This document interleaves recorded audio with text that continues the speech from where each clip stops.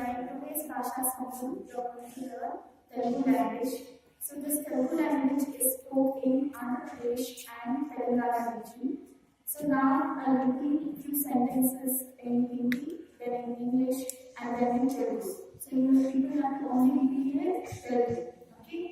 So Namaskar, in Hindi Namaskar, in English hello, in Telugu Namaskaram. In Hindi, आपका नाम क्या है? In English, what is your name? In Telugu, knee Peru ఏంటి? In Hindi, मेरा नाम लक्ष्मी है. In English, my name is Laxmi. And in Telugu, ना Peru Lakshmi. In Hindi, आप कैसे हो? In English, how are you? In Telugu, మీరు ఎలా ఉన్నారు?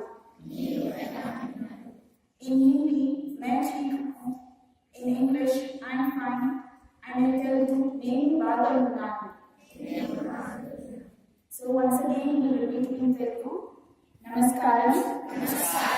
నీ పేరు ఏంటి? నా పేరు లక్ష్మి. మీరు ఎలా ఉన్నారు? నేను బాగా ఉన్నాను. Thank you. Let's go.